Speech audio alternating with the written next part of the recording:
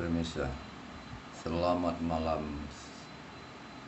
selamat berjumpa kembali dengan saya Parman SH. Saya mengamati berjalannya kasus kematian Brigadir Joshua di rumah Direktur Dirpropam Mabes Polri.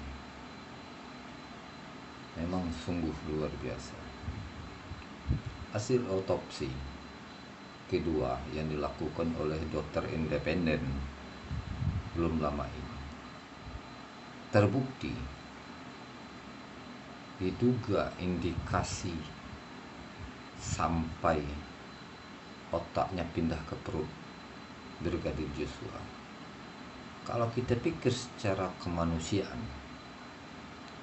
ini adalah di luar nalar manusia sehat. Sungguh kejam dan sadis. Padahal banyak komentar orang perkumpulan Batak Bersatu, orang Batak Bersatu. Sungguh miris. Sungguh tragedi yang tidak bisa ditolak, untung tak dapat diraih. Disesalkan sama keluarga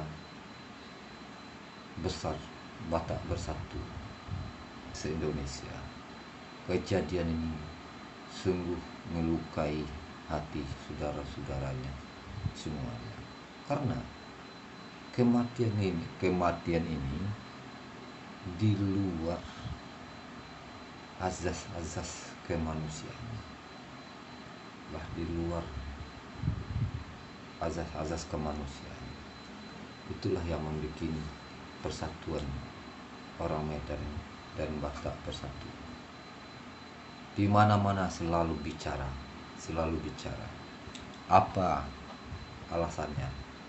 Karena kematian saudaranya, adiknya, itu di luar nalar kemanusiaan. Diduga memang luar biasa. Sampai-sampai otaknya pun sudah pindah ke perut. Apa namanya? Itulah kekejaman manusia. Tidak memikirkan hak-hak hidup dan hak untuk bertahan hidup seorang anak manusia. Di Undang-Undang Dasar 1945 dikatakan pasal 28 ayat 1A. Apa bunyinya?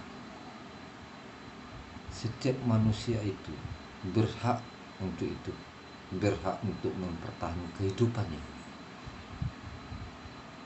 Tapi dalam hal ini sudah terlalu jauh dalam hak-hak kehidupan itu. Hak untuk mempertahankan kehidupan itu. Tragedi ini apalagi ditambah dengan istrinya, diduga istri Irjen Pol Verdi Sambo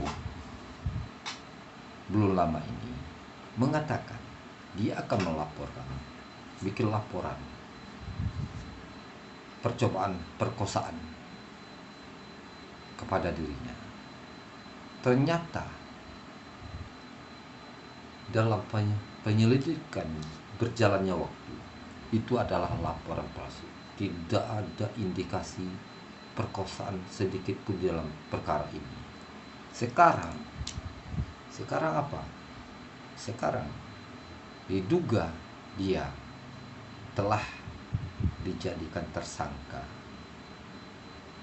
2 Juli akhirnya dihukum, masuk penjara juga kiranya. Apa? Demi membela lakinya, tapi dia berani mengorbankan dirinya. Ini sungguh luar biasa perjuangannya.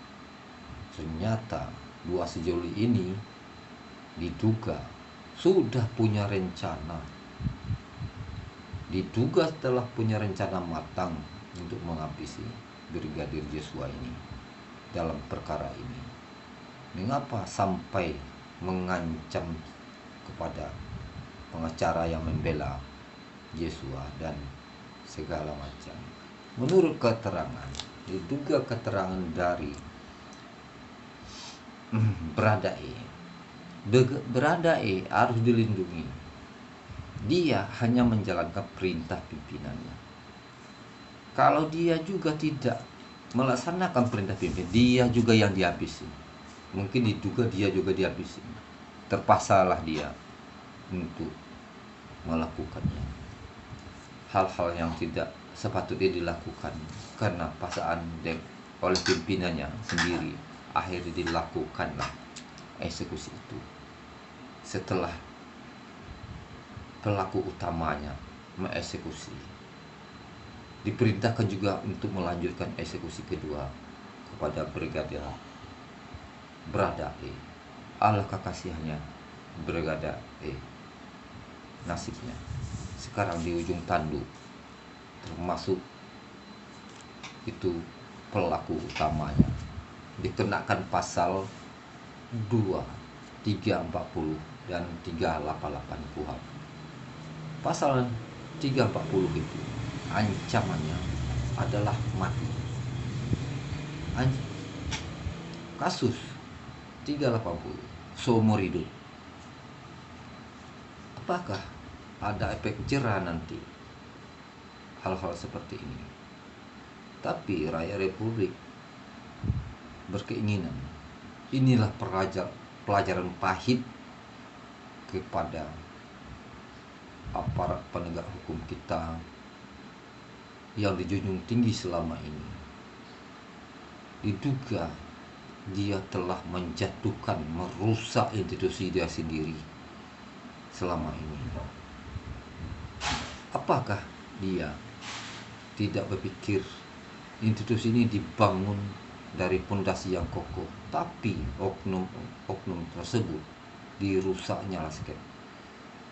Kalau sudah gak begini, apa jadinya garda terdepan penegak hukum kita?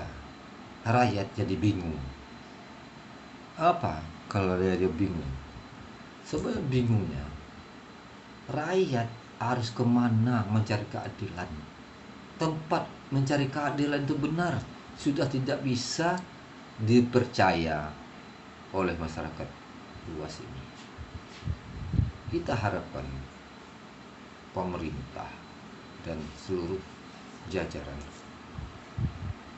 Presiden, tolonglah bersih-bersih untuk kepolisian kita ini supaya bisa mengembalikan marwah kepercayaan kepada rakyat, supaya rakyat percaya kepolisian ini tidak semuanya yang ternoda. Masih ada polisi baik, saya rasa, di Republik ini untuk membenahi supaya masyarakat, rakyat kita yakin kepada garda terdepan penegak hukum kita ini, supaya dia bisa mencari keadilan kepada aparat penegak hukum. Itulah perihal tragedi Brigadir Joshua ini membawa luka di hati masyarakat kita. Saya punya ide dan saran kepada Bapak Presiden Joko Widodo.